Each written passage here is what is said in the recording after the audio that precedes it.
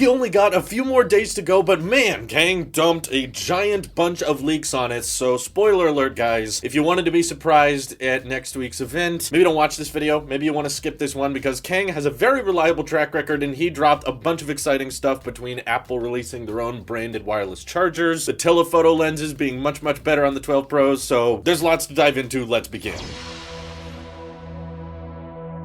Alright, so first off, it seems that my expectations when it came to the pricing of this year's iPhones were fairly accurate. That's if Kang ends up being correct. And he got a lot of stuff right at the past few Apple events, which is why I'm kind of inclined to believe at least most of these reports. He might get one or two things wrong, but for the most part, he's saying the iPhone 12 mini does start at $700 with 64 gigs, no charge brick, and no headphones included in the box like we were expecting. And the regular iPhone 12 will start at $800, also with 64 gigs. So if we apply Apple's current storage configuration pricing to that model, it should mean that to get to 128 gigs for both of these models, it's just an additional $50, and to get to 256 gigs of storage, it would be another $100 on top of that. So that means essentially that you'll be able to get a 256 gigabyte iPhone 12 for $50 less than the 12 Pro, which has the exact same display. They're both 6.1-inch OLED panels, and Kang is saying they're both going to be Super Retina XDR displays. So if you didn't think the 12 Pro was a good deal before, you probably won't change your mind here. And he's saying, unlike a few more other reports, that the 12 Pro is going to be rocking LiDAR alongside the 12 Pro Max, but there will be a few camera differences between the Pro Max and the 12 Pro. Kang is saying that the Pro Max is actually going to have 50% larger camera sensors overall, so that might result in more megapixels and a lot more data and a lot more richness you get out of those photos. And the 12 Pro Max is going to be rocking a 5x telephoto lens, so a huge jump from last year with the standard 2x telephoto lens. And the regular 12 Pro, that will be rocking a 4x telephoto lens. So still a big jump from last year, but Pro Max gets a little bit better telephoto lens than the 12 Pro. Some people I know will probably not be a fan of this because they wanted the Pros to have equivalent camera systems, but maybe there's something physically that's only possible with the Pro Max because of its giant size that they couldn't make work with the 6.1-inch 12 Pro. So prices for those, luckily, are rumored to stay the same, but also get storage boosts. So 128 gig on both of these, $1,000 for the 12 Pro, $1,100 for the 12 Pro Max. And yeah, sorry guys, 120 hertz, like I said, it's not happening. Give up,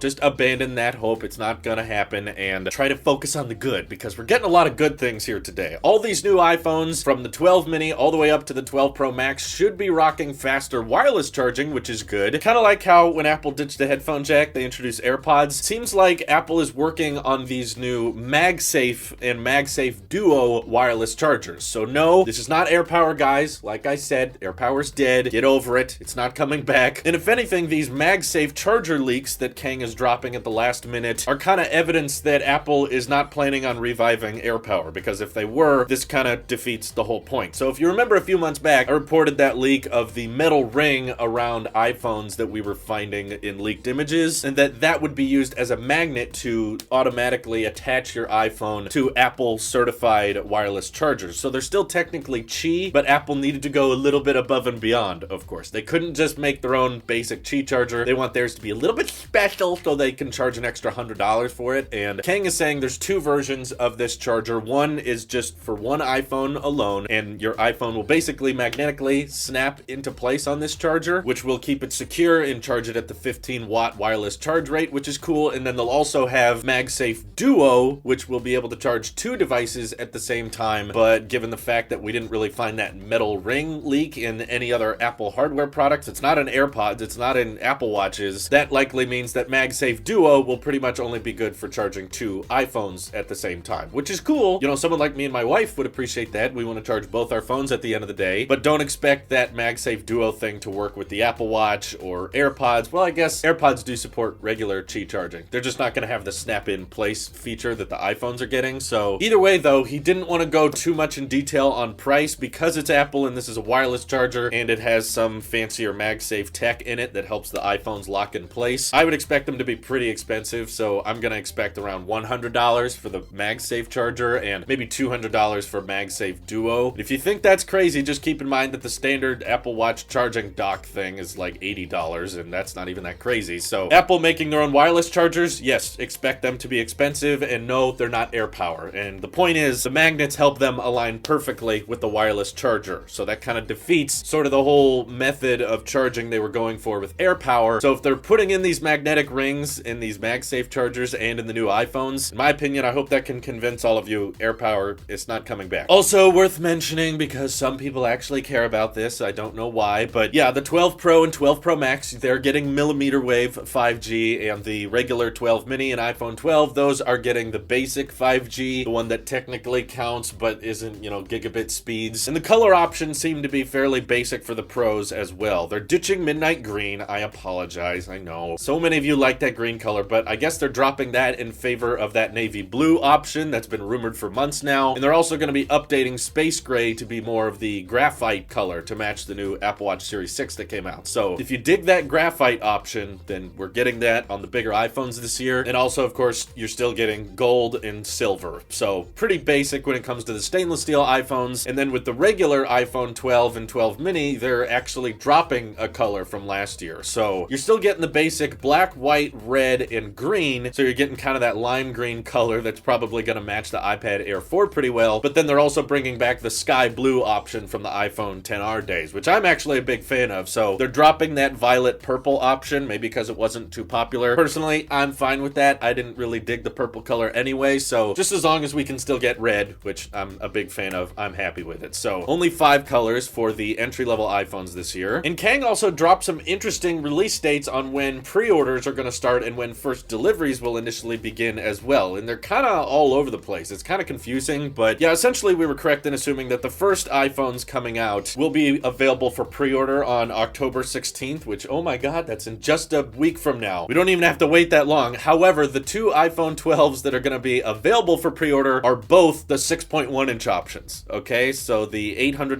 iPhone 12, that'll be available for pre-order, and the $1,000 12 Pro, that'll be available for pre-order in 1 week, and then deliveries will start 1 week from that on October 23rd. And then we've got 2 different release times for the iPhone 12 mini and the iPhone 12 Pro Max, which this is probably because of the pandemic and Apple unable to ramp production as fast as they wanted to. But apparently the pre-orders for the iPhone 12 mini will start on Friday, November 6th. So already pushed back into November. By the way, this is the latest iPhone pre-order time of all time. It's never been this late in the year before. And that's not even the latest one. So the pre-orders start on November 6th. Deliveries for the 12 mini start on November 13th, so a week later. And then the 12 Pro Max is even after that, with pre-orders starting on November 13th, and then deliveries for the Pro Max on November 20th. So way, way later in the year. Like I said, there's never been iPhones launching this late in the year, and I'm kind of annoyed at how scattered everything is, because my plan from the beginning, if you guys have been watching me, was to buy the 12 mini and the 12 Pro Max. That way I've got the small one and the big one to give you my opinions on, but now it sounds like in order to get my iPhone 12s as early as possible, not gonna beat Marquez or anything, but I still like to get them and have my hands-on impressions and opinion videos posted as soon as possible, and now it sounds like I'm gonna have to buy one of the 6.1 inch iPhones in order to get them in October. If I want to wait for the 12 mini and Pro Max, I got a whole nother month to go. So